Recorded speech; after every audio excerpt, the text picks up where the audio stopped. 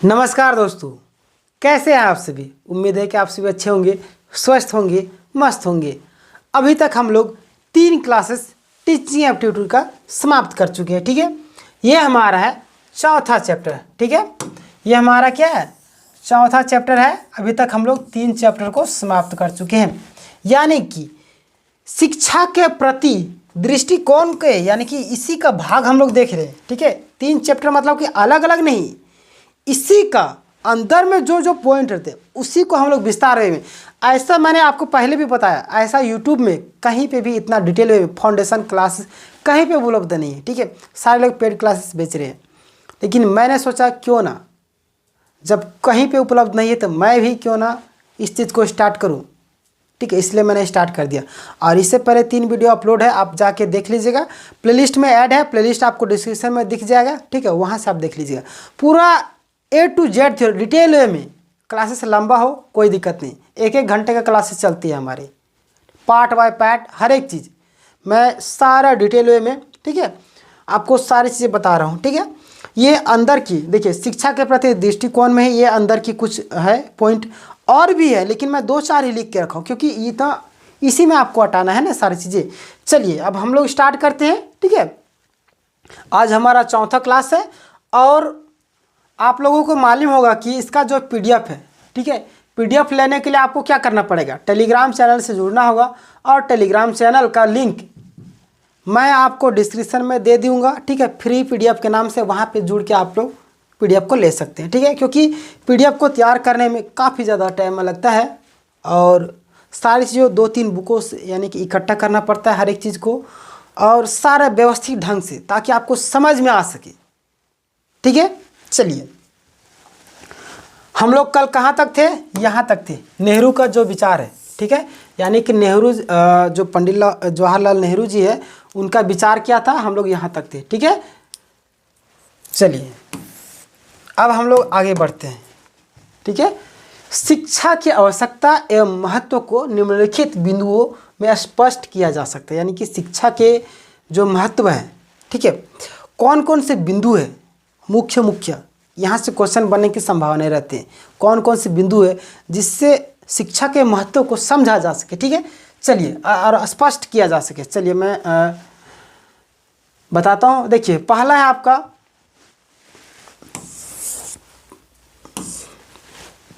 शिक्षा जो है मनुष्य को पशु स्तर से ऊंचा उठाते हैं। पशु स्तर मतलब कि आप सभी समझ रहे होंगे, जानवर। ठीक है, क्या, जानवर। यानी कि शिक्षा ऐसी चीज़ है जो जानवरों से हमें बेहतर बनाता है।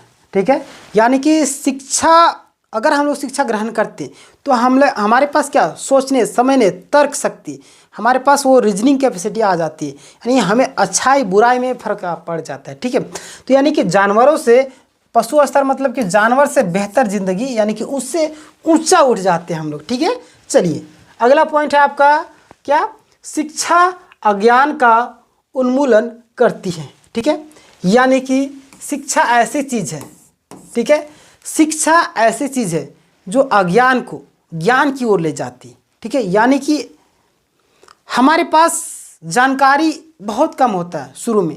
ठीक है, लेकिन अगर शिक्षा ग्रहण करते हैं तो हमें क्या होता है, अज्ञान, यानी कि हमारे पास जो चीज़ें नहीं जानते हैं और शिक्षा ग्रहण करें तो उसके बारे में हम लोग जान जाते हैं। ठीक है, यानी अज्ञान से ज्ञान की ओर ले जाते हैं। ठीक है, अंधेरे से उजाले की ओर ले जाते हैं, यही कहने का मतलब। ठीक है, चलिए अगला पॉइंट है आपका क्या, शिक्षा मनुष्य के जीवन स्तर को ऊंचा उठाती है। ठीक है, शिक्षा जो है मनुष्य के जीवन स्तर मतलब जीवन जीने की तरीका। आप सभी जानते होंगे कि हम शिक्षित रहेंगे तो अच्छे कपड़े पहनेंगे, अच्छे खाना पीना खाएंगे। ठीक है, यानी कि बोलते हैं कि आप भले ही भूखे पेट रहो लेकिन शिक्षा जरूर ग्रहण करो।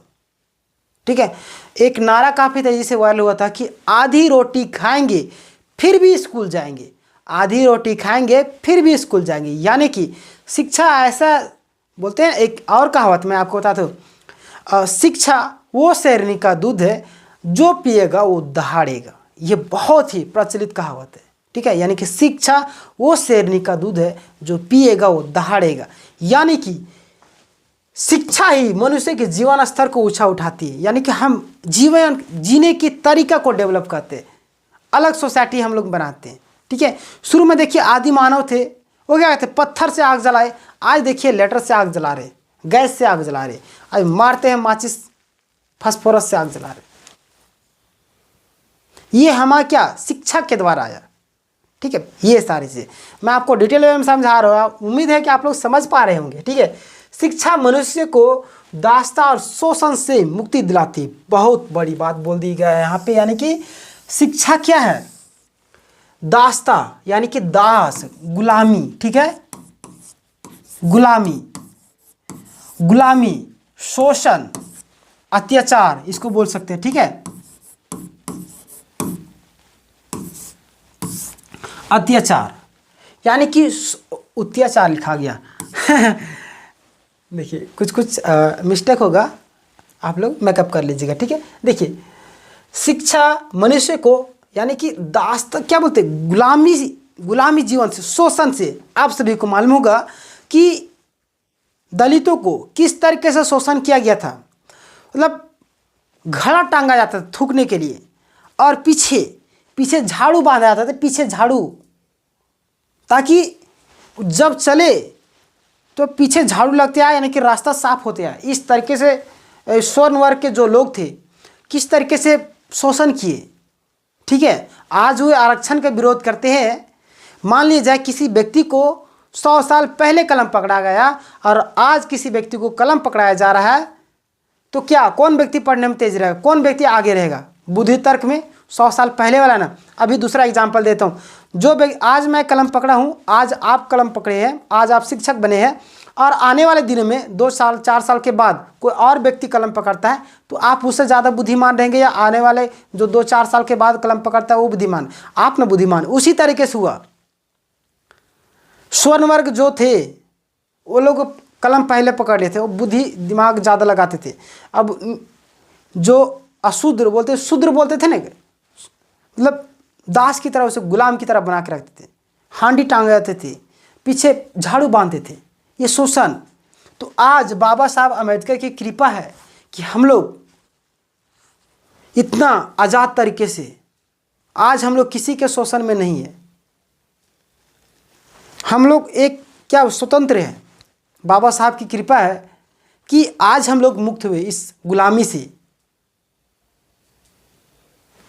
पीड़ितों यानी कि क्या दलितों की आज भी जाति व्यवस्था है, ये नहीं कि नहीं पूरे तरीके से ख़त्म भी नहीं होगी, लेकिन जितना है आज हम लोग, आज भी अभी कई न्यूज़ आते हैं कि दलित समाज जो है उनको घोड़ा चढ़ने के बाद, ठीक है, उनको क्या कर देगा, मारा गया, पीटा गया। आज भी कई ऐसे डिस्ट्रिक्ट है, कई ऐसे गांव है जहाँ पे गुलामी की दास्ता है। मैं अपने गांव की खुद बात करूँ तो वहाँ पे ब्राह्मणों को खूब राज होता था, लेकिन आज देखिए हमारे गांव में एजुकेशन के फील्ड में सबसे आगे है। हमारे पंचायत में भी हमारा गांव जो है सबसे आगे है। हमारा गांव का आप नाम याद कर लीजिएगा, हमारे गांव का नाम हरला हुआ। आज एजुकेशन के फील्ड में सबसे ज़्यादा आगे है। ठीक है, लोग जलता है, यानी कि बराबरी करना है, किसी से जलना नहीं है। ठीक है, जिस दिन आपको जिस टाइप का माहौल मिला, इंसान उसी तरीके से बनने लगता है। आज हमारे गांव में एक व्यक्ति का नौकरी लगा, दूसरा व्यक्ति उसे सीख लगा, हम क्यों नहीं कर सकते, तीसरा व्यक्ति सीख लगा, हम क्यों नहीं करते। आज हमारे गांव में सबसे ज़्यादा नौकरी करने वाले लोग हैं, पूरे पंचायत की हम लोग बात करें तो ये सारी चीज़ें होती हैं। ब्राह्मण लोग आज देखते हैं, ब्राह्मणों से हम लोग आगे निकलते जा रहे हैं।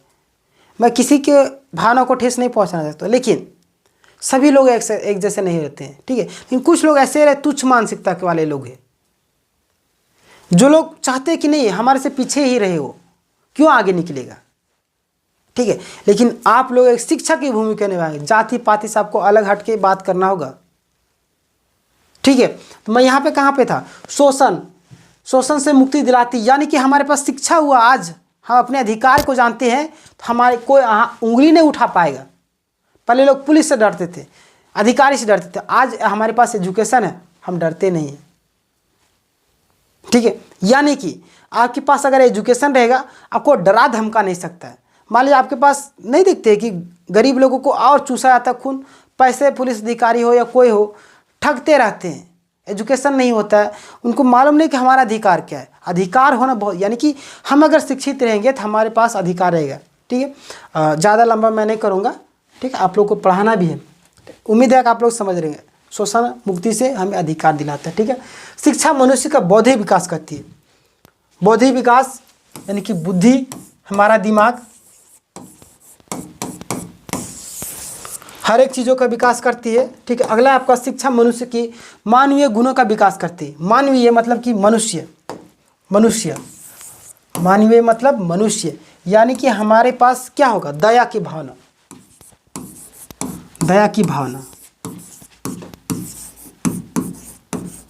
ठीक है, यानी हमारे अंदर करुणा होगी, हम एक मनुष्य की दूसरे मनुष्य के दर्द को समझ पाएंगे। यानी कि हमारे पास शिक्षा है, वो चीज़ें शिक्षा है तब तो हम समझ पा रहे हैं। हमारे अंदर दया की भावना आ रही, मानवीय करुणा। छोटे छोटे जीव जंतु, पंछी, पशु पंछी, जो अपने समाज के मानव हो, कोई भी, किसी को भी, यानी कि दया के भाव होता है, मानवीय करुणा के भाव। ठीक है, शिक्षा से। चलिए, ये अगला आपका शिक्षा ज्ञान और कर्म में समन्वय स्थापित करती है। ज्ञान, कर्म दोनों अलग चीज़ें हैं। ठीक है, चलिए समझ में आ गया होगा। चलिए, शिक्षा मनुष्य के चरित्र का निर्माण करती है। बिल्कुल सही, शिक्षा क्या है, मनुष्य के चरित्र का निर्माण करती है। आप सब जानते हैं कि कोई अच्छा अधिकारी है, कहीं पे चला गया बड़ा महफिल में, उसको मान सम्मान बहुत सारे चीज़, यानी कि शिक्षा से वो ग्रहण किया। आईपीएस अधिकारी आप या आईएएस अधिकारी कहीं पे चला जाए, देखिए उसका पीछे काफिला होता है, मान सम्मान, लोग इज्जत से खड़े होते हैं, यानी कि क्या, आपका चरित्र निर्माण कर रहा है वहाँ पे। और यहाँ पे किसी लेबर को देख लीजिएगा, मजदूरी करने वाला का कोई नहीं, और भागवे कि तुम्हें मारेंगे तुमको, इस तरीके से बेइज्जती करता है। यानी कि शिक्षा ही ऐसा चीज, सारा कुछ आपको आपके मुट्ठी में ला कर रख देगी। ठीक है, चलिए, शिक्षा मनुष्य को अनुशासित करती है, ये भी बिल्कुल सही है, अनुशासित करती है। अगला आपका शिक्षा संस्कृति को एक पीढ़ी से दूसरी पीढ़ी में हस्तांतरित करती है और सुरक्षित रखती है। ठीक है, और संवर्धन करती है। ठीक है, यानी कि यहाँ पे देखिए, शिक्षा संस्कृति को, ठीक है, संस्कृति को, यानी हमारी जो संस्कृति है, कल्चर है, उसको क्या करती है, एक पीढ़ी से दूसरी पीढ़ी में स्थानांतरित, यानी ट्रांसफर कर सकते हैं, यानी कि स्थानांतरण, स्थानांतरण। ठीक है, यानी कि एक पीढ़ी से दूसरी पीढ़ी में क्या करती है, यानी हमारे पास शिक्षा ही नहीं रहेगा तो हम कैसे अपनी संस्कृति के बारे में आने वाली पीढ़ियों को बता पाएंगे। यानी हमारे पास शिक्षा रहेगी तब तो हम बता पाएंगे। तो यही चीज़ है। ठीक है, चलिए अगला, शिक्षा समाज के विकास में सहयोग करती है। ठीक है, शिक्षा क्या है, समाज के विकास में सहयोग करती है। कैसे, मान लीजिए मैंने अभी अपने गांव का एग्जांपल दिया, एक व्यक्ति नौकरी किया, उसे देखकर दूसरा व्यक्ति जो नौकरी किया, यानी कि समाज में देख रहे हैं लोग, सीख रहे हैं। तीसरा व्यक्ति उसको देखा, वो भी नौकरी किया, यानी कि समाज में एक वर्ग तैयार हो रहा है। एक व्यक्ति को देख के एक व्यक्ति, यानी कि समाज तैयार हो एक अलग लेवल पर। ठीक है, यानी समाज के विकास में सहयोग करती है। यानी आपका जो समाज है वो शिक्षित होते जाता है, सीखता है। बोलते हैं संगत का असर, कि 4 शराबियों के बीच में आप रहेंगे तो 5वां शराबी आप होंगे। अगर 4 अच्छे व्यक्ति के बीच में रहा, 5वां अच्छे व्यक्ति आप होंगे। ठीक है, यही चीज़ है। चलिए अगला पॉइंट है आपका, शिक्षा मनुष्य को व्यवसायिक कुशलता का विकास करती है। ठीक है, शिक्षा जो मनुष्य को व्यवसायिक कुशलता का विकास करती है। मैंने एक एग्जांपल आपको दिया था, दूसरा वीडियो 15 मिनट का वीडियो था, अपडेट से रिलेटेड। ठीक है, जैसे सीरियल से रिलेटेड, मैंने वहाँ पे आपको बताया था। अगर आप पुराने वीडियो होंगे, रेगुलर देखते होंगे मुझे, तो आपको समझ में आ गया। मैं वहाँ पे क्या बताया था, एक व्यक्ति है 15 लाख रुपये का दुकान यहाँ पे खरीदता है कुंभ में। ठीक है, इन्वेस्ट करता है और 75 लाख रुपये और पूंजी लगाता है। कितना हो गया, 15 + 75, आप कैलकुलेट कीजिए। अब देखिए यहाँ पे जो है उन व्यक्ति का, उसके पास जो है कुछ सामान ही नहीं बिकता है, अब उसका लाखों रुपये का नुकसान हो गया। ठीक है, तो यानी कि उसके पास नॉलेज नहीं थी। उनको लगा कि करोड़ों लोग आएंगे तो ज़रूर कहीं ना कहीं हम अमीर बन जाएंगे। जैसे कि एक एग्जाम्पल बहुत ज़्यादा चला था कि करोड़ों लोग आएंगे, हम क्या करते, भिखारी बनते, सबसे 1-1 रुपया लेंगे। मान लीजिए 1 करोड़ से, यानी 1-1 रुपया लेंगे तो कितना होगा, 1 करोड़ रुपया होगा। मान लीजिए कितना करोड़, 100 करोड़, 2 करोड़, 3 करोड़ लोग आएंगे तो 1-1 रुपया ही हमको देंगे तो पप्पा हो 2-4 करोड़ हो जाएगा। ये तो काफ़ी तेज़ी से वायरल हुआ था। तो उसी तरीके से वहाँ का एक व्यापारी समझा कि क्यों ना हम अगर लाख रुपये 80-90 लाख रुपये लगा देते तो हम हो सकता करोड़ों रुपये कमा जाए, लेकिन वो कमाए नहीं, सारा लॉस हो गया। तो यानी कि उसके पास एजुकेशन की कमी थी। क्या प्रॉपर तरीका होना चाहिए, कौन लोग खरीद सकते थे, क्या सामान खरीद सकते थे, आलतू फालतू जाकर लगा दीजिएगा तो नहीं होगा। यानी कि आपको ऐसे प्लेसेस पर होना चाहिए आपका दुकान, क्योंकि वहाँ पे ज़्यादातर लोग जाते हैं 1 दिन के लिए, 2 दिन के लिए। अब जो ज़रूरी सामान है, फल फूल वगैरह खा लिए, कुछ चढ़ावा वढ़ावा के लिए, नहा धोवा के फिर आ गए संगम से। लेकिन अगर आप वहाँ पे जाके बहुत बड़ा लगा दिए कपड़ा का शो, अब कपड़ा वहाँ थोड़ी ना कोई खरीदेगा, खरीदेगा बहुत कम लोग खरीदेंगे, तो आपको नुकसान ही ना होगा। तो यही चीज़ मतलब कि आपके पास एजुकेशन यानी कि इन्फॉर्मेशन की कमी थी। आप बाहरी चीज़ों को देखकर आप वहाँ पे इन्वेस्ट कर दिए, यानी आपको नुकसान तो होना ही है। ठीक है, यही चीज़ है, यानी कि आपको व्यवसाय यानी कि धंधा करने में भी आपको कुशल यानी कि माहिर बनाती है। ठीक है, चलिए अगला आपका शिक्षा व्यवसाय यानी व्यक्ति को वातावरण के अनुकूल करना सिखाती है। ठीक है, चलिए अगला आपका शिक्षा मनुष्य में राष्ट्रीय भावना का विकास करते हैं। शिक्षा भी जो है मनुष्य में राष्ट्रीय भावना का विकास करती है। ये तो आप सभी जानते हैं कि हमारे पास अगर एजुकेशन रहेगी तो हमारे राष्ट्र के सम्मान बहुत ही ज़्यादा होती है। यानी कि ऐसे नहीं कि हमारे पास एजुकेशन नहीं है तो राष्ट्र सम्मान की भावना कम है, लेकिन यहाँ पे क्या बोले, शिक्षा मनुष्य में राष्ट्रीय भावना, यानी कि हम क्या करेंगे कि हमारे पास शिक्षा रहेगी तो हम लोगों को और शिक्षित करेंगे, यानी कि हमारा किसी और को सिखाएंगे तो हमारा वो सीखेगा तो और किसी को सिखाएगा, यानी कि हमारा देश का विकास होगा, यानी राष्ट्रीय भावना। ठीक है, द्वेष की कमी होगी इसमें। शिक्षा मनुष्य को भावी जीवन को लिए तैयार करती है, यानी कि आने वाले जीवन को तैयार करते। आप शिक्षित होंगे, नौकरी करेंगे, व्यवसाय करेंगे तो आपके पास जानकारी होगी, यानी कि आपको कोई ठग नहीं पाएगा। ठीक है, चलिए अगला आपका शिक्षा योग्य नागरिक का निर्माण करती है। यानी कि शिक्षा क्या है, योग्य मतलब कि अच्छे व्यक्ति का, यानी कि कुशल व्यक्ति का, योग्य व्यक्ति का निर्माण करती है। ठीक है, यानी कि आप अगर शिक्षित हुए तो रोजगार करें तो आप क्या एक योग्य व्यक्ति हैं किसी भी क्षेत्र में हो। ठीक है, चलिए अगला आपका शिक्षा के प्रकार अथवा रूप। शिक्षा के प्रकार, शिक्षा के क्या क्या प्रकार है, उनके रूप क्या है देख लेते हैं। देखिए यहाँ पे व्यवस्था, प्रभाव, विषय और संख्या आदि की दृष्टि से 3 दृष्टि यहाँ पे अनेक रूप है। शिक्षा के मुख्य रूप निम्न प्रकार है। ठीक है, कौन कौन, उस पर हम लोग देखें किस किस के आधार पर, व्यवस्था, प्रभाव, विषय और संख्या आदि की दृष्टि से। ठीक है, चलिए अब हम लोग देखते हैं प्रत्यक्ष तथा अप्रत्यक्ष शिक्षा। प्रत्यक्ष तथा अप्रत्यक्ष है, दूसरा आपका सामान्य तथा विशिष्ट, उसके बाद आप अगला आपका औपचारिक तथा अनौपचारिक। इस पर हम लोग डिटेल में बात करेंगे, लेकिन मैं आपको बता दे रहा हूँ पॉइंट। ठीक है, अगला आपका निरौपचारिक। ठीक है, अब हम लोग यहाँ से डिटेल में देखते हैं। ठीक है, प्रत्यक्ष तथा अप्रत्यक्ष, मैंने बोला ना कि मैं आपको A to Z, अगर आप लास्ट तक टिक गए तो मैं आपको गारंटी दे रहा हूँ कि आपके एग्जाम में एक भी प्रश्न नहीं छूटेंगे। आप लिख के ले लीजिए, मैं आपको बोल रहा हूँ, मैं जिस तरीके से पढ़ा रहा हूँ, जितना डिटेल में मैं पढ़ा रहा हूँ, एक एक चीज़ को इतना लंबा डील कर रहा हूँ, तो समझ लीजिए कि किस तरीके से मैंने तैयारी करके आ रहा, आप लोग को किस तरीके से तैयारी करवा रहा हूँ। ठीक है, चलिए हमारे पास अभी बहुत लंबा टाइम है, हम लोग अभी 1 घंटा हम लोग को सफ़र करना है, 45 मिनट और। प्रत्यक्ष शिक्षा, अप्रत्यक्ष शिक्षा। ठीक है, देखिए प्रत्यक्ष तथा अप्रत्यक्ष क्या है।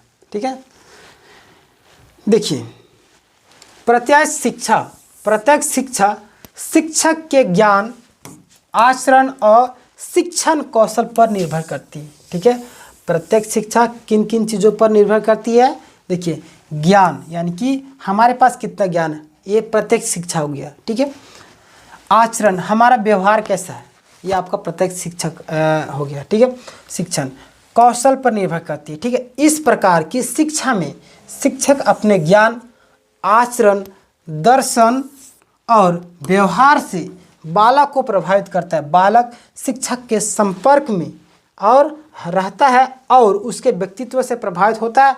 इस प्रकार के प्रभाव से बालक जो कुछ सीखता है वह प्रत्यक्ष शिक्षा कहलाती है। इस प्रकार शिक्षा शिक्षक और शिक्षार्थी के बीच होती रहती है। ठीक है, प्रत्यक्ष मतलब आप सभी समझ गए होंगे। प्रत्यक्ष मतलब कि ऐसे बोलते भगवान प्रत्यक्ष रूप से प्रकट होगी, यानी कि सामने साक्षात देवी के रूप में प्रकट हो गई, यानी कि प्रत्यक्ष प्रकट हुए। प्रत्यक्ष मतलब कि सामने लाइव। बच्चा जो है आपसे, आपका व्यवहार, ज्ञान, सारी चीज़ों से आपके साथ सीख रहा है, आपके संपर्क में। आप ऑफलाइन है, ठीक है, या ऑनलाइन है। ऑफलाइन की मैं एग्जांपल देता हूँ, ठीक है। आप कहीं कोचिंग में पढ़ने के लिए गए, स्कूल में पढ़ने के लिए गए, आप शिक्षक को देखते कि शिक्षक किस तरीके से व्यवहार करता है, उनके पास ज्ञान क्या है, शिक्षक पढ़ा किस तरीके से रहा है। तो आप किसी शिक्षक को आइडल मानते हैं? आप तो मानते होंगे ना, हाँ या ना में आप कमेंट में दीजिएगा जवाब।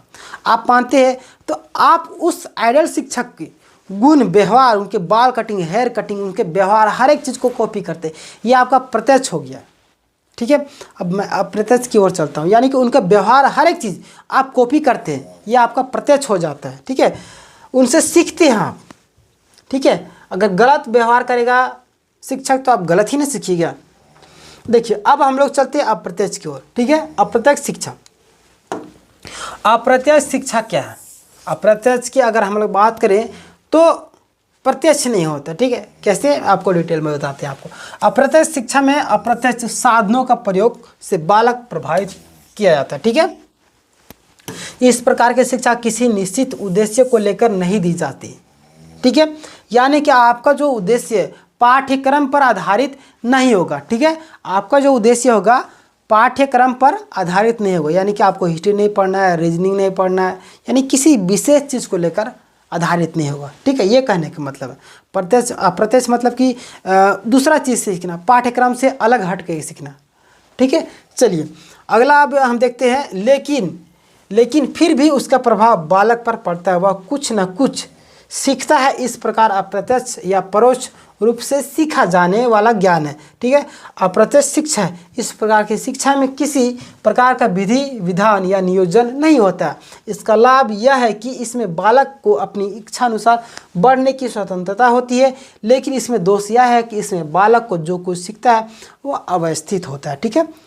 देखिए स्कूल में आप सीखते हैं, प्रत्यक्ष शिक्षा में वो व्यवस्थित तरीके से होता है। 1 घंटे का क्लास होता है, पौने 45 मिनट का हर एक घंटी होती है, उसमें सब्जेक्ट वाइज पढ़ाया जाता है हर एक चीज़ों को। लेकिन अप्रत्यक्ष में क्या होता है कि मतलब अप्रत्यक्ष में आपका ये हो गया कि आप जो है सीख रहे किन्हीं चीज़ों से, ठीक है। आपको पाठ्यक्रम का कोई जोर नहीं है, कोई शिक्षा, कोई नियम कानून कुछ भी नहीं, आप बंधे हुए नहीं, आप कहीं जा रहे, वो सीख रहे, देख रहे, सीख रहे, ये आपका अप्रत्यक्ष हो गया, ठीक है। यानी कि पाठ्यक्रम का प्रभाव, भार नहीं रहेगा आप में, ठीक है। चलिए उम्मीद है कि आप लोग को समझ में आ गया होगा।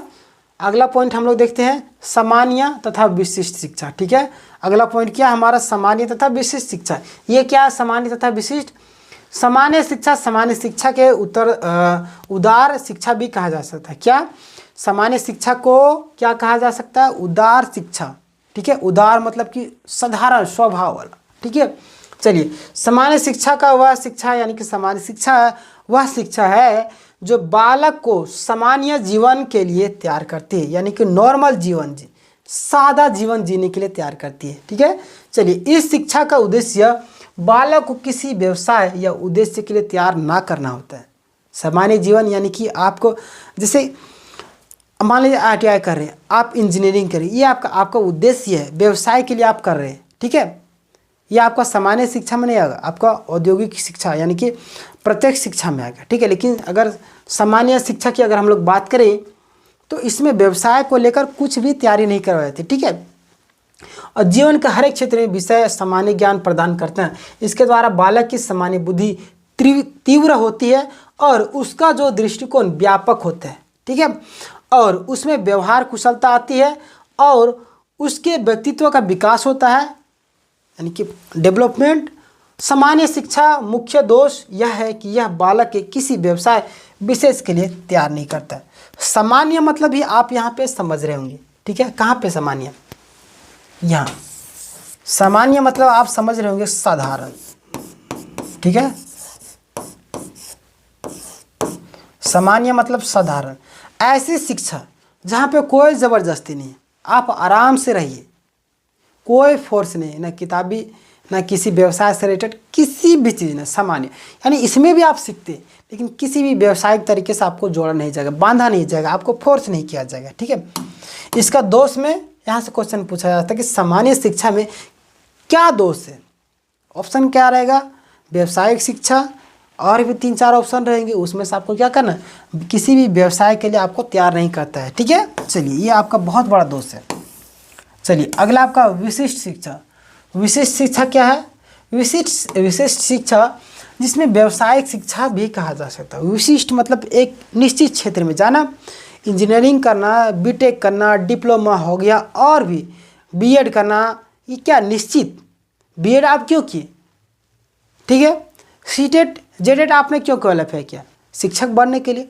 तो आपका एक निश्चित उद्देश्य, आपका एक निश्चित लय है, आपका एक निश्चित पथ है, ये आपका क्या हो गया, ये आपका हो गया विशिष्ट शिक्षा। ठीक है, चलिए विशिष्ट शिक्षा वह शिक्षा होती है जो बालक को, यानी बालक को किसी कार्य विशेष या व्यवसाय, ठीक है, यानी कि किसी भी कार्य हो करने के लिए दबाव डाला जाए, या कि सिखाया जा रहा हो, या किसी विशेष के लिए तैयार किया जा रहा हो। ठीक है, विशेष शिक्षा जहाँ व्यक्ति को जीविकोपार्जन, यानी कि जीवन जीने के लिए, रोजगार के लिए, ठीक है, किसी भी समस्या के हल करने के लिए, ठीक है, किसी भी समस्या को हल करने के लिए, चाहे कोई भी फील्ड में आप काम कर रहे हो, ठीक है, यानी कि काम करना, उससे पैसा कमाना है, ये चीज़ के लिए विशेष शिक्षा। ठीक है, भौतिक जीवन को सुखमय बनाने के लिए उपयोगी होती है। ठीक है, वहाँ राष्ट्र की आर्थिक उत्थान का भी आवश्यकता होती है। ठीक है, राष्ट्र का भी आर्थिक उत्थान का भी आवश्यकता होती है। ठीक है, अगला हमारा व्यक्तिगत और सामूहिक शिक्षा। ये बहुत ही इंपॉर्टेंट क्वेश्चन यहाँ से बनते हैं, आप लोग याद कर लीजिएगा। ठीक है, व्यक्तिगत शिक्षा सामूहिक मतलब समझ रहे होंगे, मैं आपको थोड़ा सा डिटेल में समझाऊंगा, आप लोग आराम से समझ जाइए। ठीक है, और दोस्तों के साथ भी शेयर कर दीजिएगा, जो आपके बीएड के दोस्त होंगे। मैंने आपको पहले भी बोला था कि आप बीएड करें या ना करें, आप इन सारे जो टीचिंग एप्टीट्यूड आप अपने जीवन में एक बार ज़रूर पढ़िए, क्योंकि आप जो है ना बड़े शिक्षकों की जो बातें थे आप अभी समझ रहे हैं, यानी कि आपको अपना दिमाग, यानी कि किस तरीके से बच्चे के व्यवहार होता है, एक बालक किस तरीके से आगे बढ़ता है, उनके व्यवहार किस तरीके से, किस तरीके से सीखता है, कहाँ पे गलती करता है और कहाँ पे सुधार किया जा सकता है, किस तरीके से मतलब अपना आज़ादी पाने के लिए किस अवस्था में वो विरोध करता है, अपने माता पिता को दुश्मन मारने लगता है, किसी और व्यक्ति, किसी स्त्री को, किसी अन्य को अपना प्रेम प्रसंग में चला जाता है, और किन रीजनों की वजह से। बहुत ऐसे पॉइंट है जो आपको इस विषय में, इस चैप्टर में अगला चैप्टर में, लेकिन ऐसे ऐसे पॉइंट है ना आपको जीवन की, बोलते हैं जीवन में उपयोग आने वाली बहुत ऐसे पॉइंट है। मैंने आपको पहले भी बोला था, आज भी बोल रहा हूँ, आप लास्ट तक बने रहिए। आपको सिलेक्शन हो या ना हो, लेकिन आपके जीवन में बदलाव आ जाएगा इस सब्जेक्ट को पढ़ने के बाद, आपका नज़रिया चेंज हो जाएगा। ठीक है, चलिए व्यक्तिगत शिक्षा। व्यक्तिगत शिक्षा क्या है, व्यक्तिगत शिक्षा वह शिक्षा होती है जिसमें शिक्षक एक समय में केवल एक व्यक्ति, सिर्फ वन, ठीक है, सिर्फ वन बालक को पढ़ाता है, और एक प्रकार की शिक्षा में बालक की योग्यताओं, क्षमताओं और रुचियों का पूर्ण ध्यान रखा जाता है। जैसे कि होम ट्यूशन आप बोल सकते हैं। व्यक्तिगत मतलब आप समझ रहे हैं खुद का, सामूहिक मतलब समूह में, ठीक है, समूह के एग्जाम्पल क्या हो गया, स्कूल हो गया, कॉलेज हो गया, व्यक्ति के मतलब ट्यूशन वाला हो गया। ठीक है, आप यहाँ पे स्पष्ट रूप से समझ रहे होंगे। ठीक है, इसमें आपको ज़्यादा समझाने की ज़रूरत नहीं, ये तो नॉर्मल से व्यक्ति समझ सकते हैं। ठीक है, फिर मैं आपको समझा देता हूँ। ठीक है, इस प्रकार शिक्षा में बालक की योग्यताओं, क्षमताओं और रुचियों का पूर्ण ध्यान रखा जाता है। अब व्यक्ति की मतलब कि सिर्फ एक व्यक्ति के घर में जाकर ट्यूशन पढ़ा रहे किसी व्यक्ति को, तो उसके बारे में हर एक चीज़ आपको मालूम है। लेकिन सामूहिक शिक्षा में क्या होगा कि बहुत सारे व्यक्ति, अगर हर एक के बारे में पूरा डिटेल में जानने लगे बहुत परेशानी होती है।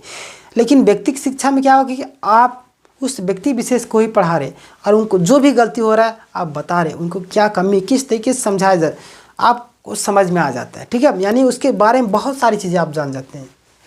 ठीक है, उनके अनुसार ही शिक्षा की विधियाँ प्रयोग में लाई जाती है। मनोवैज्ञानिक दृष्टि से इस प्रकार की शिक्षा बड़ी उपयोगी होती है। देखिए क्यों उपयोगी होती है ना, क्योंकि एक व्यक्ति विशेष है, अब उस व्यक्ति विशेष को आप पढ़ा रहे हैं, यानी कि आप देखिए, मैंने पिछला क्लास में मैंने आपको बताया, एक व्यक्ति है वो लैटिन पढ़ाता है। लैटिन किसको पढ़ाता है? जॉन को।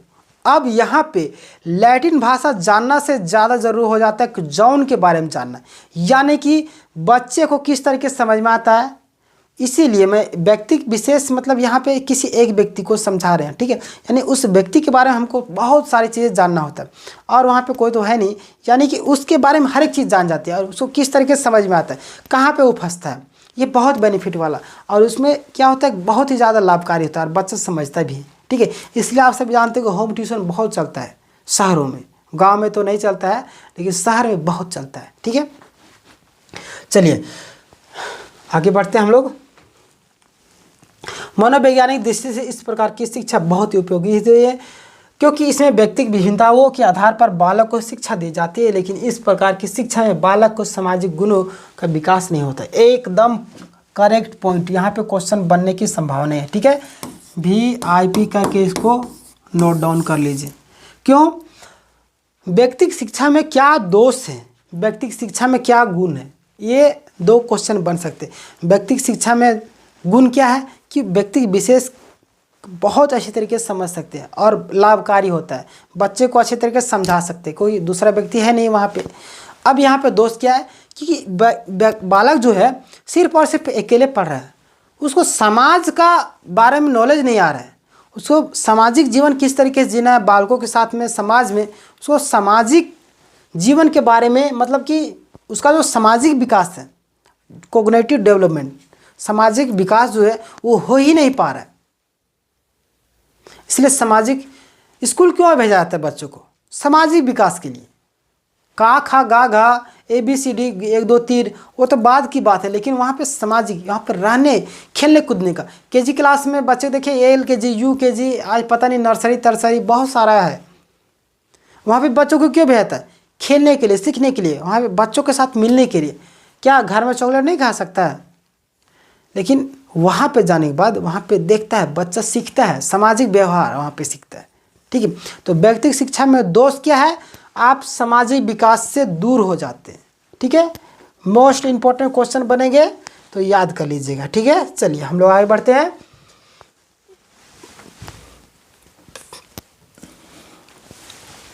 अगला है आपका सामूहिक शिक्षा, बहुत ही इंपॉर्टेंट सामूहिक शिक्षा। आप देखिए यहाँ पे क्या है, सामूहिक मतलब समूह में शिक्षा ग्रहण करना, ठीक है। सामूहिक शिक्षा वह शिक्षा होती है जिसमें शिक्षक एक समय में अनेक बालकों को पढ़ाता है, जैसे कि स्कूल, कोचिंग संस्थान कोई भी हो, सामूहिक, ठीक है। आजकल विद्यालय में कक्षा के रूप में जो शिक्षा दी जा रही है वहाँ, ठीक है, जहाँ एक क्या है, शिक्षक अनेक बालकों को पढ़ाता है, सामूहिक शिक्षा ही है, ठीक है। मैंने आपको बताया कि एक शिक्षक है कई सारे सैकड़ों विद्यार्थियों को पढ़ा रहे हैं, ठीक है। तो वो क्या सामूहिक शिक्षा है, ठीक है। इसके द्वारा बालकों में सामाजिक गुणों का विकास होता है।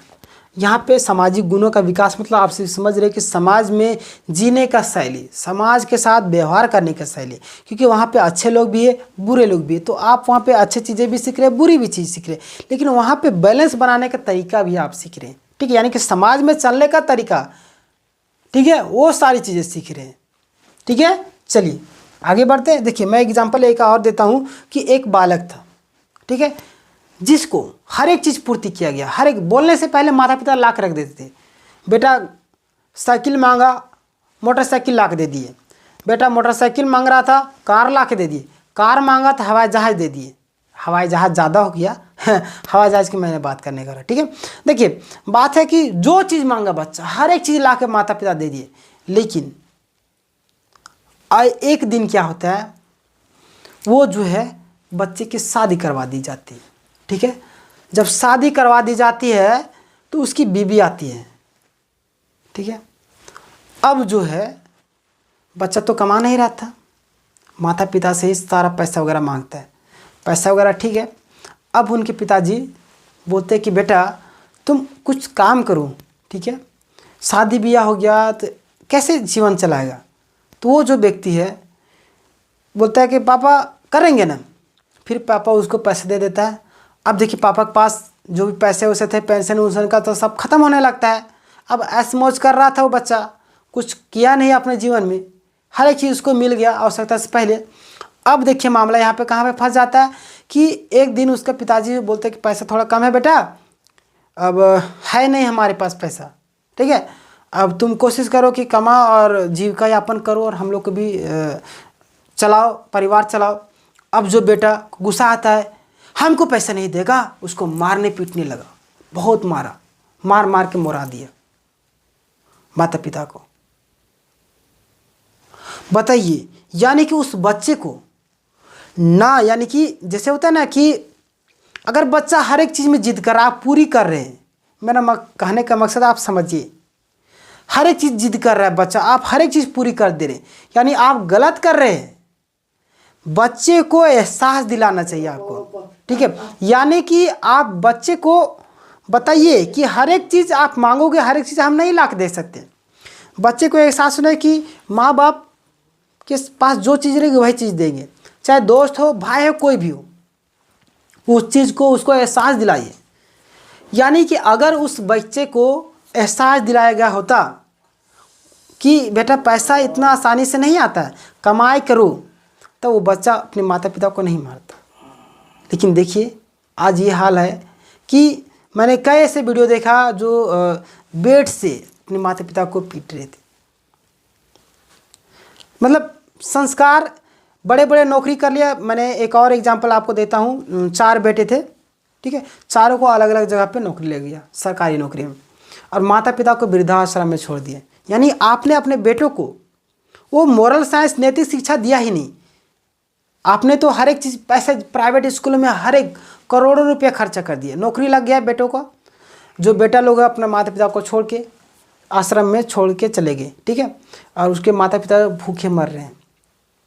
बाद में वो क्या बोले, मतलब ऐसी स्थिति आ गई। तो आपने अपने बालक को मोरल साइंस यानी कि नैतिक शिक्षा दी ही नहीं कि बेटा के साथ माता पिता, मतलब एहसास किसी चीज़ का उसको कम करवाए नहीं किए, तो क्या होगा। और एक एग्जांपल और दूं मैं आपको।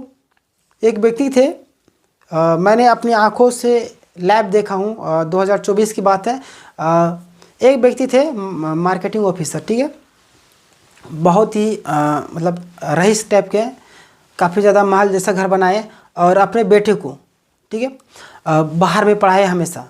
उनका बेटा जो आया, शादी किया, तो शादी करने के लिए अपने बीबी को होटल में रखा। घर में बोला कि नहीं, मच्छर काटता है। क्या घर में मच्छर काटता है तो उनके पिताजी को मच्छर नहीं काटता, उनके माताजी को मच्छर नहीं काटता है, और उनकी बीबी को मच्छर काट रहा है। बताइए, ऐसे ऐसे लोग। यानी कि आपने उस बेटे को सिर्फ पैसे दिया, बाहर में रहा, आपने एहसास नहीं दिलाया कि माता पिता का दुख दर्द क्या होता है, ठीक है। तो वो बच्चा शादी किया, फिर चला गया बाहर में। उनके माता पिता, करोड़ों का प्रॉपर्टी है, मर जाएंगे एक दिन, सब संपत्ति धरा का धरा रह जाएगा, ठीक है। यानी अपने बच्चों को सही टाइम पर एहसास दिलाना चाहिए। हर एक चीज़ जिद किया दे नहीं देना, उसको ना की मतलब कि ना का भी स्वीकार करने का आदत डलवाना है, ठीक है। यानी हाँ बोल रहा है, हाँ बोल रहा है, जिद कर रहा है, तो आप बोले ठीक है जाओ, नहीं, उसको ना का भी आदत डलवाना है। आदत अगर ले रहेगा ना तो उसका जीवन में परिवर्तन होते जाएगा। मैंने आपको 3-4 एग्जाम्पल दिया हूँ, ठीक है, आपके जीवन में बहुत ज़्यादा काम आएगी, ठीक है। चलिए, ज़्यादा लेक्चर नहीं देंगे आपको। हाँ, शिक्षक बालकों को पढ़ाता है, सामूहिक शिक्षा उनके द्वारा बालकों के सामाजिक गुणों का विकास होता है, ठीक है। और देखिए, और उनको वास्तविक जीवन के लिए तैयार करता है। वास्तविक जीवन मतलब कि व्यवहारिक जीवन, ठीक है। उस एग्जाम्पल मैंने आपको लाइव बता रहा हूँ, आपको मैंने लाइव खुद देखा है। वो व्यक्ति अपनी पत्नी को लेकर होटल में रहा, उसका घर किसी होटल से कम नहीं था, लेकिन शादी के समय एक रात भी उनके पिताजी जो है, लड़का का पिताजी, बेड ला के खरीद लाया, नया नया बेड ला के रखा था कि बेटा पुत्र आएगा मेरे यहाँ पे रहेगा। लेकिन देखिए, वो लड़का जो है अपनी पत्नी को होटल में रखा, अपने घर में नहीं लाया, 5-10 मिनट के लिए लाता था, फिर होटल ले जाता था। तो ऐसे नालायक बेटों से क्या उम्मीद रख सकते हैं आप। वैसे यहाँ पे एक मतलब माता पिता के मतलब कि परवरिश का भी यहाँ पे कमी है, ठीक है। अपने तो पैसे कमा लिए, लेकिन बच्चों को क्या टाइम दिए, बच्चों को अपने व्यवहारिक ज्ञान नहीं दिया, उसको माता पिता का दर्द मालूम ही नहीं हुआ, ठीक है, जिनके कारण वो छोड़ के चला गया। आज भी वो अपने गांव मतलब कि घर नहीं आता है, कभी आता है, रहता है, एक दिन बीवी को नहीं लेके आता है, बीवी को अपने वहाँ पे रखता है, बाहर में रखता है, ठीक है। बीवी को घर में मच्छर काटता है, उनके माता पिता को मच्छर नहीं काटता है। उनको माँ का दर्द नहीं आया है कि माँ को मच्छर काटता है, माँ को भी लेते चले, जब घर को बेच दो। लेकिन नहीं, खैर छोड़िए इन सभी बातों पर, हम लोग व्यवहारिक ज्ञान की बात करें। आने वाले दिनों में आप भी पेरेंट्स बनेंगे तो इन सारी चीज़ों पर ध्यान रखना है आपको, ठीक है। औपचारिक तथा अनौपचारिक शिक्षा। औपचारिक अनौपचारिक शिक्षा क्या है? औपचारिक शिक्षा, औपचारिक शिक्षा शिक्षा की नियमित और साविधिक शिक्षा भी कहते हैं, ठीक है। औपचारिक शिक्षा वह शिक्षा है जो योजनाबद्ध होती है, ठीक है। औपचारिक शिक्षा कौन सी शिक्षा? जो योजनाबद्ध होती है, यह जानबूझकर पहले से, ठीक है, विचार करके प्रदान की जाती है। औपचारिक शिक्षा जानबूझकर पहले से विचार करके प्रदान की जाती है, ठीक है। इस प्रकार के शिक्षा विभिन्न उद्देश्य के होते हैं, ठीक है। औपचारिक शिक्षा जैसे कि निश्चित पाठ्यक्रम होना, अगला आपका निश्चित पाठ्यपुस्तकें होती है, निश्चित शिक्षण विधियाँ होती हैं, ठीक है। और औपचारिक शिक्षा की अगर हम लोग विशेषताएं बात करें तो क्या क्या विशेषताएं देख लीजिए। औपचारिक शिक्षा सुनियोजित और व्यवस्थित ढंग से होती है, यानी कि पाठ्यपुस्तक इसमें मेन भूमिका निभाती है। औपचारिक में क्या, अगर पाठ्यपुस्तक से हम पढ़ाई करें तो हमें निश्चित रूप से कि मतलब क्या एक विशेष ध्यान की ओर हम लोग आगे बढ़ेंगे। विशेष मतलब केंद्रित किया हुआ पाठ्यक्रम, उस पाठ्यक्रम की ओर हम लोग आगे बढ़ेंगे, यानी कि निश्चित होता है हर एक चीज़, ठीक है। यानी कि व्यवस्थित ढंग से प्रदान की जाती है औपचारिक शिक्षा, ठीक है। औपचारिक शिक्षा कठोर, कृत्रिम और जीवन के अनुभव से कटी हुई होती है, ठीक है। औपचारिक शिक्षा कठोर क्यों होती है? क्योंकि किताब में जो चीज़ लिखे रहते हैं उसको हमको याद करना पड़ता है, कृत्रिम होती है, प्लस जीवन के अनुभव से कटी होती है। अब 1857 की क्रांति हम लोग पढ़ रहे हैं, नेपोलियन बोनापार्ट के जीवन के बारे में पढ़ रहे हैं, तो ये हमारे जीवन से कटी हुई है, तो ये सारी चीज़ें हैं, ठीक है। चलिए औपचारिक शिक्षा मुख्यतः शिक्षा संस्थाओं में प्रदान की जा सकती है, ठीक है। औपचारिक शिक्षा यानी कि किसी विशेष उद्देश्य की पूर्ति के लिए तो शिक्षा संस्थाओं में बिल्कुल प्रदान की, कोचिंग संस्थान हो गए, स्कूल हो गया, कॉलेज हो गया, ठीक है। चलिए यहाँ से क्वेश्चन बन सकता है कि औपचारिक शिक्षा किन संस्थानों में प्रदान की जाती है, कहाँ मतलब कहाँ पे प्राप्त की जाती है, ठीक है। तो कहाँ? शिक्षा संस्थानों में प्रदान की जाती है, यहाँ पे प्राप्त की जाती है, ठीक है। देखिए इस तरीके से क्वेश्चन बनते हैं, ठीक है। चलिए आगे बढ़ते हैं हम लोग।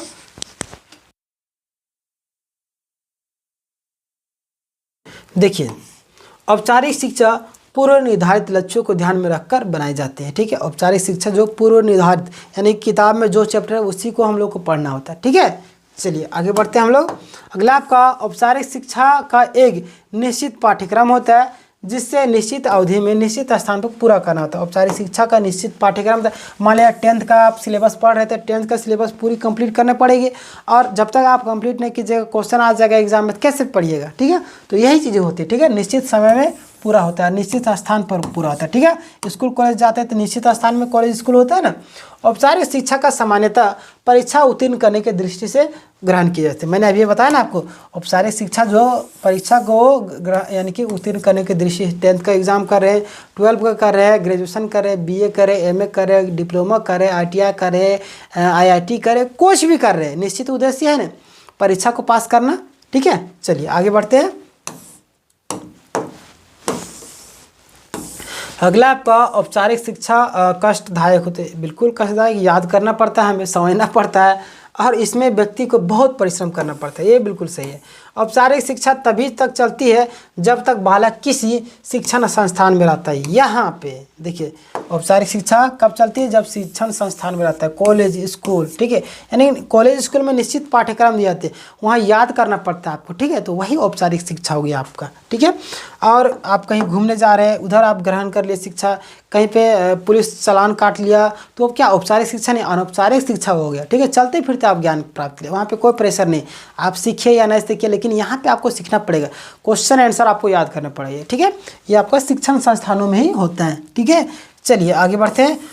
उसके बाद है आपका अगला अनौपचारिक शिक्षा। ये भी आपका मैंने अभी बताया ना कि आप चल रहे चौराहे में, यानी कि बिना हेलमेट का गाड़ी चला रहे हैं, चालान काट दे, आपका अनौपचारिक शिक्षा होगी, यहाँ पे कोई प्रेशर नहीं होगा, ठीक है। चलिए इसी का उल्टा होता है औपचारिक अनौपचारिक, ठीक है। अनौपचारिक शिक्षा को अनियमित, आकस्मिक और अविधिक शिक्षा भी कहा जाता है, ठीक है। औपचारिक शिक्षा को क्या कहा जाता है?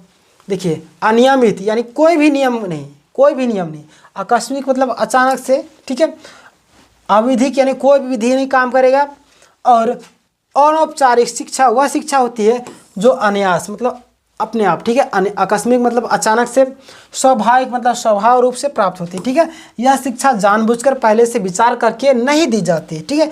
अनौपचारिक शिक्षा जो है जानबूझकर पहले से विचार करके नहीं दी जाती, लेकिन औपचारिक शिक्षा जानबूझकर पहले से पाठ्यक्रम निर्धारित करके एग्जाम को पास करने के उद्देश्य से किसी शिक्षण संस्थान में दी जाती है। लेकिन अनौपचारिक शिक्षा आपको कुछ भी प्रेशर नहीं, कोई भी माइंड मेकअप नहीं, कुछ नहीं, चलते फिरते आप शिक्षा ग्रहण कर रहे हैं।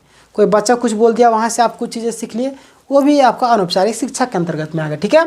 चलिए, इसे परिवार के अंदर, आस पड़ोस, खेल संस्थानों, पार्क आदि सार्वजनिक स्थानों पर उठते बैठते कर सकते हैं, ठीक है। पार्क में भी आप बहुत सारी चीज़ें सीखते हैं, खेल स्थानों में भी, ये सारी चीज़ें का आपको अनौपचारिक शिक्षा, ठीक है। देखिए, खेलने कूदने बातचीत करके प्राप्त कर सकते हैं। इस प्रकार के शिक्षा के कोई निश्चित उद्देश्य नहीं। हम खेल कूद रहे हैं, सीख रहे हैं, वहाँ पे कोई उद्देश्य थोड़ी, कोई हमसे थोड़ी पूछेगा आज तुम क्या सीखा, पार्क गया तो क्या सीखा, खेलने गया तो क्या सीखा, कुछ नहीं, कोई प्रेशर नहीं, आप अनौपचारिक शिक्षा में सीख रहे हैं, ठीक है। चलिए, इसका बेनिफिट तो यही है, लेकिन देखिए, ना ही इसका कोई निश्चित उद्देश्य होते, ना ही कोई निश्चित पाठ्यक्रम, ना ही शिक्षण विधि, ना ही समय सारणी, कोई समय सारणी, जब इच्छा हो तब सीखिए, ठीक है। देखिए, उसका अगला है आपका अनौपचारिक शिक्षा के विशेषताएं। औपचारिक शिक्षा की विशेषताएं मैंने अभी आपको बताया ना। अब अनौपचारिक शिक्षा की विशेषताएं क्या है? अनौपचारिक शिक्षा की कोई निश्चित व्यवस्थित योजना नहीं होती है, ठीक है। अनौपचारिक शिक्षा की कोई भी निश्चित योजना नहीं होती है, ठीक है। अगला आपका अनौपचारिक शिक्षा सरल, स्वाभाविक और जीवन से संबंधित होती है, ठीक है। अनौपचारिक शिक्षा कैसी होती है? सरल, स्वाभाविक और जीवन से संबंधित, ठीक है। अगला है आपका अनौपचारिक शिक्षा को व्यक्ति अपने चारों ओर के वातावरण, परिवार, पड़ोस, समाज आदि से प्राप्त करते हैं। यहाँ से क्वेश्चन बन सकते हैं कि कौन सी शिक्षा है जिससे व्यक्ति अपने आसपास वातावरण, समाज से ग्रहण करता है? कौन सी शिक्षा? अनौपचारिक शिक्षा, ठीक है। इस तरीके से आप याद कीजिए। चलिए आगे बढ़ते हैं। अनौपचारिक शिक्षा के ना कोई पूर्व निर्धारित उद्देश्य होते हैं और ना ही कोई निश्चित पाठ्यक्रम होते हैं। उसको प्राप्त करने के लिए ना कोई निश्चित स्थान होता है, ना ही कोई निश्चित अवधि होती है। मैंने आपको बताया, कोई भी, जैसे औपचारिक शिक्षा आप याद कर लीजिए कि निश्चित स्थान होगा, निश्चित पाठ्यक्रम होगा, निश्चित उद्देश्य होगा, यानी यहाँ पे अपोजिट हो जाए। कोई भी कुछ वैसा नहीं, कोई प्रेशर नहीं, कुछ भी चीज़ नहीं, कोई संस्थान नहीं, कुछ भी नहीं। बस आपको चलते फिरते अगर दिमाग में आया कुछ चीज़ सीखे तो सीखे, नहीं सीखे तो नहीं सीखे, ठीक है। ये सारी चीज़ें होती है, ठीक है। अगला आपका अगला पॉइंट है आपका अनौपचारिक शिक्षा व्यक्ति की, यानी कि व्यक्ति के अनुभवों से लाभ उठाने की क्षमता निर्भर करती है, ठीक है। चलिए आगे बढ़ते हैं। अनौपचारिक शिक्षा में किसी प्रकार के मूल्यांकन की आवश्यकता नहीं होती। मैंने अभी आपको बताया कि पार्क में जा रहे हैं, सीख लिए, कोई थोड़ी ना पूछेगा क्या सीखा।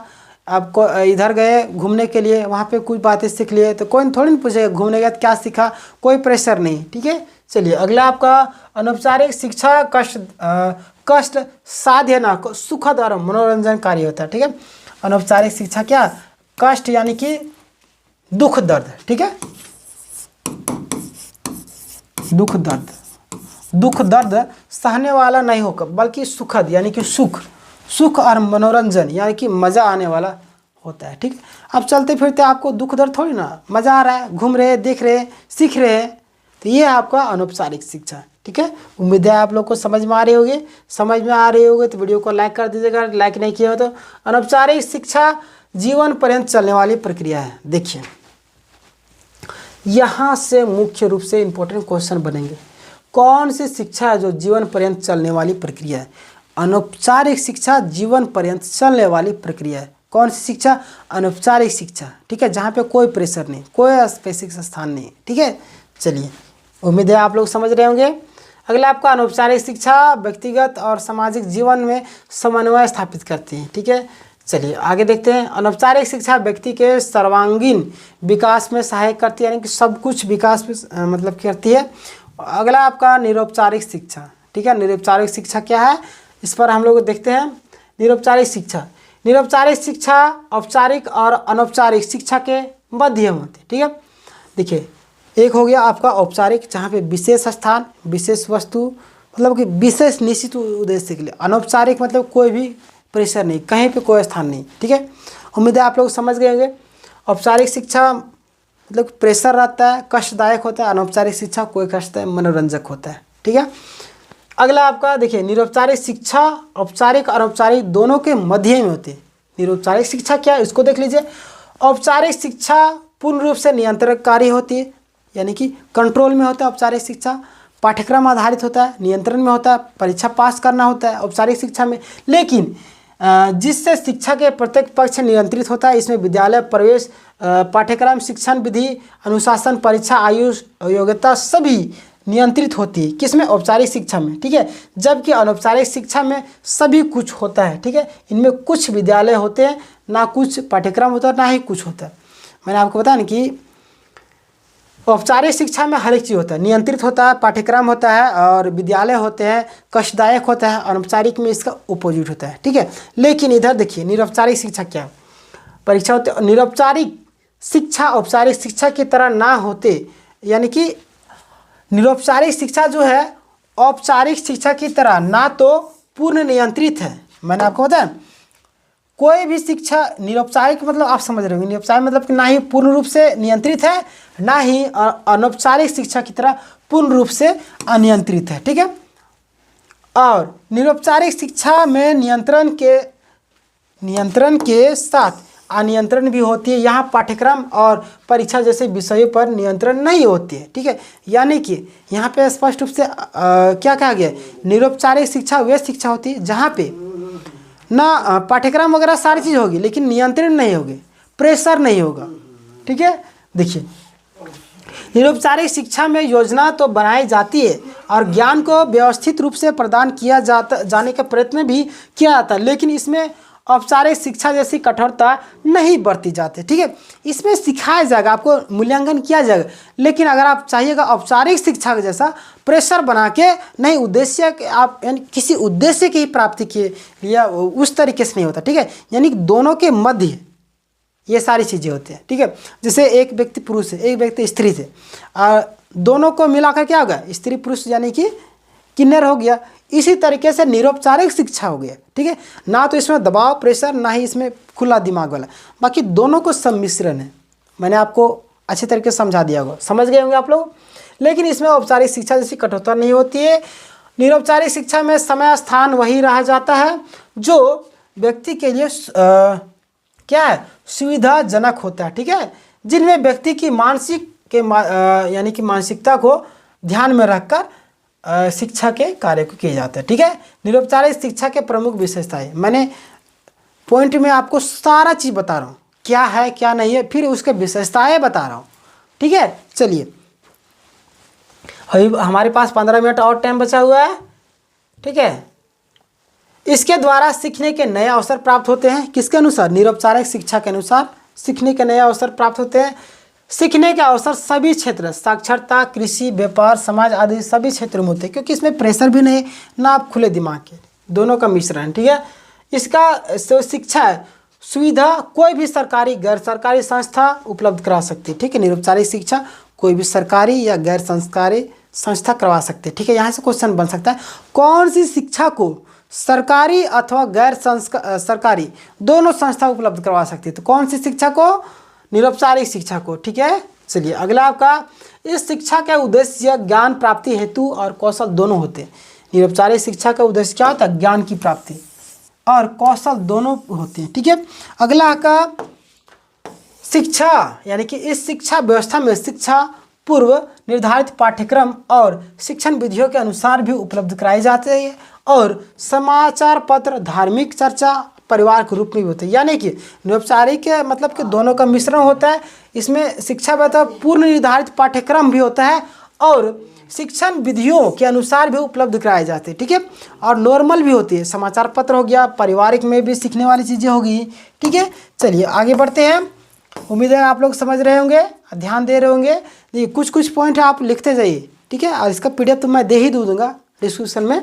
ठीक है, टेलीग्राम से जुड़ लीजिएगा आप लोग। ठीक है, इस शिक्षा में कोई आयु बंधन नहीं होते। ठीक है, निरौपचारिक शिक्षा में कोई भी आयु बंधन नहीं होती है।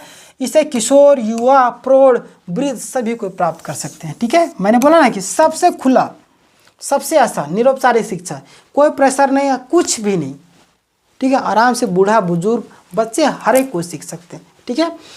यह जीवन पर्यंत चलने वाली प्रक्रिया है, ठीक है। निरौपचारिक शिक्षा क्या है? जीवन पर्यंत चलने वाली प्रक्रिया है, ठीक है। यह शिक्षा कम खर्च अधिक लाभ के सिद्धांत पर आधारित है। कौन सी शिक्षा?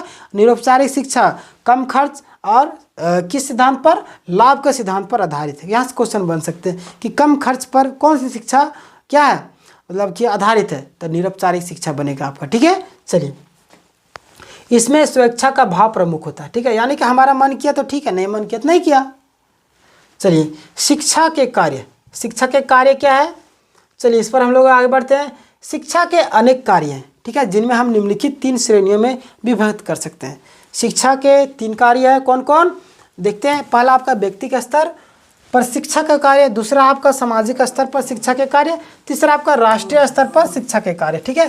व्यक्तिगत स्तर पर शिक्षा, मैं आपको बता रहा हूँ कि इस तरीके से पूरा पॉइंट आपको बता देता हूँ, फिर आपको डिटेल में समझाता हूँ, ठीक है। तो देखिए, मैंने आपको पॉइंट बताया, फिर मैं आपको डिटेल में समझा रहा हूँ। व्यक्तिगत स्तर पर शिक्षा क्या है, यानी व्यक्तिगत स्तर पर शिक्षा क्या है, ठीक है। यहाँ से क्वेश्चन बनने की संभावनाएं रहती हैं, क्वेश्चन बनते जहाँ से मैं आपको बता रहा हूँ, ठीक है।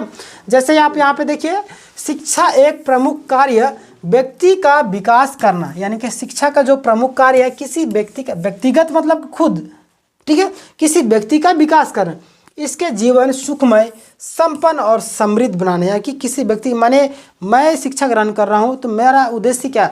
व्यक्ति को समृद्ध करना, यानी कि मुझे समृद्ध करना।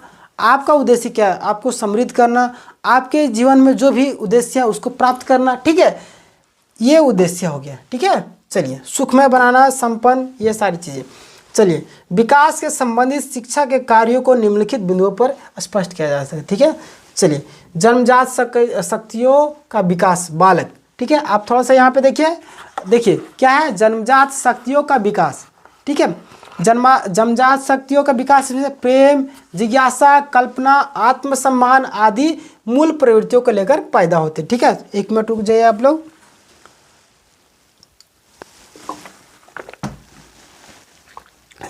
देखिए, क्या है? जन्मजात, क्या है? जन्मजात, ठीक है। जन्मजात शक्तियों का विकास बालक, ठीक है, जिसमें आपका प्रेम, जिज्ञासा, कल्पना, आत्मसम्मान आदि मूल प्रवृत्तियों को लेकर पैदा होता है, ठीक है। जन्मजात जो शक्तियाँ होता है उसका विकास, ठीक है। अगला आपका देखिए, इसी में पॉइंट है, शिक्षा का कार्य इन मूल प्रवृत्तियों के, यानी कि मूल प्रवृत्तियों का समुचित विकास करना है। शिक्षा के अभाव में ये, यहाँ पे आप लोगों को समझ में नहीं आ रहा, मैं आपको समझाऊंगा आराम से, ठीक है। शिक्षा के अभाव में ये प्रवृत्तियों अविकसित रहती है, जिसमें बालक के व्यक्तिगत का विकास संतुलित रूप में नहीं हो पाता, ठीक है। पेस्टालॉजी ने शिक्षा के इस कार्य का समर्थन करते हुए कहा कि शिक्षा मनुष्य की जन्मजात प्रवृत्तियों का स्वाभाविक, सर्वांगीण और प्रगतिशील विकास। यहाँ में से आपको कुछ चीज़ें आपको याद नहीं रखना है, सिर्फ एक चीज़ याद रखना है, क्या? पेस्टालॉजी, ये वैज्ञानिक है, इसका क्या कहना है? शिक्षा के इस कार्य का समर्थन करते हुए क्या बोल रहे हैं? ध्यान दीजिएगा, यह क्वेश्चन पूछने की संभावना रहती है, ठीक है। शिक्षा मनुष्य की जन्मजात प्रवृत्तियों का स्वाभाविक, सर्वांगीण और प्रगतिशील विकास है। किसके अनुसार? पेस्टालॉजी के अनुसार। पेस्टालॉजी के अनुसार क्या कहना है? शिक्षा मनुष्य की जन्मजात, शिक्षा मनुष्य की जन्मजात प्रवृत्तियों का स्वाभाविक, सर्वांगीण और प्रगतिशील विकास है, ठीक है। किसके अनुसार? पेस्टालॉजी के अनुसार, ठीक है। देखिए, यहाँ पे आप लोग इतना लंबा चौड़ा भाषण सुने, इसका कोई मतलब नहीं है, ठीक है। ये जो लंबा चौड़ा भाषण सुने, जन्मजात शक्तियों का विकास बालक, इसका कोई मतलब नहीं है। मेन जो मतलब है यहाँ, ठीक है, ये वैज्ञानिक क्या बोले, कौन सा? पेस्टालॉजी क्या बोले? शिक्षा मनुष्य के जन्मजात प्रवृत्तियों का स्वाभाविक क्या है? सर्वांगीण और प्रगतिशील विकास है। यहाँ से क्वेश्चन बनते हैं, ठीक है। चलिए आगे बढ़ते हैं।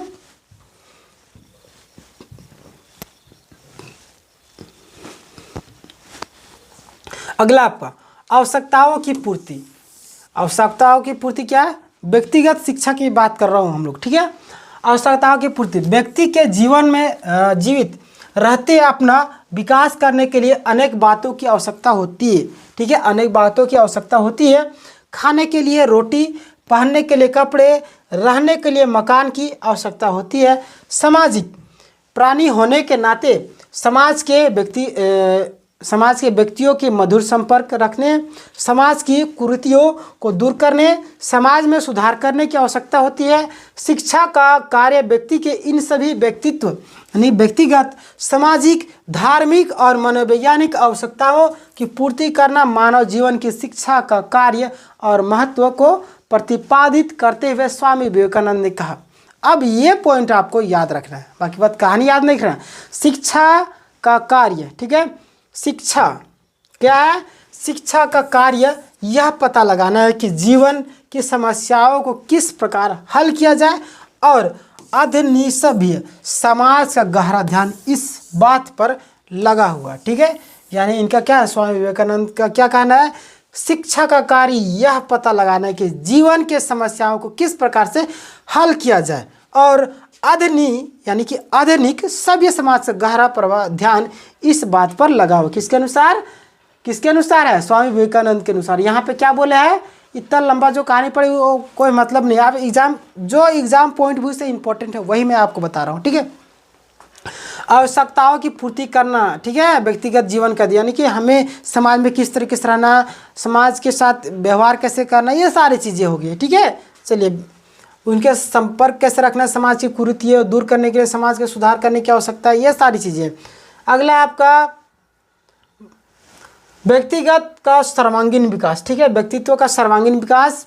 जीवन में सफलता प्राप्त करने के लिए व्यक्ति का शारीरिक, ठीक है, सर्वांगीण विकास मतलब कि देखिए क्या बोला है, जीवन में सफलता प्राप्त करने, हमारे जीवन आपके जीवन में सफलता प्राप्त करने के लिए व्यक्ति का शारीरिक, मानसिक, सामाजिक, धार्मिक और नैतिक विकास परम आवश्यकता है, ठीक है। देखिए बिल्कुल सही बात है, क्योंकि एक शिक्षित व्यक्ति का जो पहचान है इन्हीं सारी चीज़ों पर होती है। क्या क्या है? देखिए क्या क्या है? शारीरिक, मानसिक, सामाजिक, धार्मिक और नैतिक विकास परम आवश्यक है। बिना स्वस्थ शरीर के व्यक्ति का जीवन में कोई भी कार्य संभव नहीं है।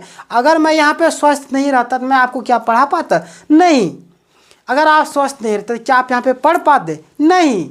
स्वस्थ शरीर में स्वस्थ मस्तिष्क का निर्माण होता है, ठीक है, यानी कि स्वस्थ शरीर में स्वस्थ मस्तिष्क का निर्माण होता है, ये आप सभी जानते होंगे, ठीक है। चलिए, अपने ज्ञान के विस्तृत करने के, अपने दृष्टिकोण को विशाल बनाने के लिए मानसिक विकास आवश्यक है, ठीक है। हमारे शरीर और मस्तिष्क का उचित प्रयोग, ठीक है, हमारे पास शिक्षा रहेगी तब तो हम अपने दिमाग का प्रयोग कर सकेंगे। करने के लिए नैतिक विकास और समाज में रहने के लिए सामाजिक विकास महत्वपूर्ण है, ठीक है। समाज में रहने के लिए आप सब जानते हैं कि सामाजिक व्यवहार किस तरीके से करना, ये आपको आना चाहिए। शिक्षा का कार्य व्यक्ति के यानी कि व्यक्तित्व के इन सभी पक्षों का समुचित और संतुलित विकास करना है। फ्रेडरिक ट्रेसी, अब यहाँ पे ये कहानी आपको मतलब का नहीं, अब ये वैज्ञानिक से ज़्यादा इंपॉर्टेंट क्वेश्चन पूछे जाते हैं, ठीक है। चलिए, वैज्ञानिक ट्रेसी यानी कि फ्रेडरिक ट्रेसी क्या कहते हैं? समस्त शिक्षा का सच्चा उद्देश्य, समस्त शिक्षा, संपूर्ण जो शिक्षा है उसका, संपूर्ण शिक्षा का जो उद्देश्य क्या है? उद्देश्य जो है, समस्त शिक्षा का सच्चा उद्देश्य व्यक्तित्व के आदर्श की पूर्ण प्राप्ति। यह आदर्श संतुलित व्यक्ति है, ठीक है। देखिए किनका कहना है? फ्रेडरिक ट्रेसी का क्या कहना है कि देखिए समस्त शिक्षा, जितना भी शिक्षा, समस्त शिक्षा का सच्चा उद्देश्य, मतलब कि सच्चा उद्देश्य क्या है? व्यक्तित्व के, यानी व्यक्तित्व के खुद का, यानी कि हमारे व्यक्तित्व का आदर्श की पूर्ण प्राप्ति। जो भी शिक्षा प्राप्त करें, हमारे जो आदर्श उसकी पूर्ण प्राप्ति है, ठीक है। यह आदर्श संतुलित व्यक्तित्व है, ठीक है। चलिए, फ्रेडरिक के अनुसार कहना है, ठीक है। उसके बाद चरित्र का विकास, हमारे पास टाइम भी हो चुका है, हम इसको आज कंप्लीट करेंगे, फिर नेक्स्ट क्लास में नेक्स्ट चैप्टर को, यानी कि नेक्स्ट जो टॉपिक है उसको कंप्लीट करेंगे। इन्हीं में से शिक्षा के दृष्टिकोण में भी बहुत लंबा चैप्टर है, ठीक है। यहाँ से क्वेश्चन बनते हैं, इंपॉर्टेंट क्वेश्चन। चरित्र का विकास, उत्तम चरित्र तथा नैतिकता के अभाव में, ठीक है, उत्तम चरित्र तथा नैतिकता के अभाव में व्यक्ति अपने शरीर और मस्तिष्क यानी कि मस्तिष्क, ठीक है, का उचित प्रयोग नहीं कर सकता, ठीक है। चरित्र का विकास में उत्तम चरित्र तथा नैतिक के अभाव में, यानी कि हमारा जो उत्तम चरित्र यानी कि अच्छा अगर चरित्र नहीं, गलत व्यवहार रहेगा तो क्या करेंगे? यानी कि आप सभी को मालूम होगा कि मैंने एक वीडियो बनाया था जिनमें 2 शिक्षक थे, अपनी 2 छात्राओं के साथ, स्कूल में पढ़ने वाले छात्राओं को व्हाट्सएप में बात करने के लिए विवश करे थे। तो ये क्या अनैतिक है और उनका चरित्रहीन है। तो अगर चरित्र रहेगा हमारा तो क्या होगा, व्यक्ति का शरीर और मस्तिष्क का उचित प्रयोग नहीं कर सकता है। ठीक है, व्यक्ति की उन्नति चरित्रवान होने पर ही संभव है। ठीक है,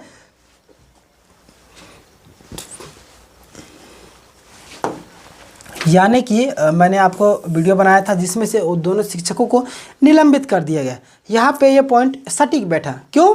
क्योंकि जो भी चरित्रवान शिक्षक थे उनको निकाला नहीं गया, जो चरित्रहीन शिक्षक थे उनको निकाल दिया गया। तो यानी कि आप अगर चरित्रहीन होंगे तो आपका जो विकास है किस तरीके से होगा।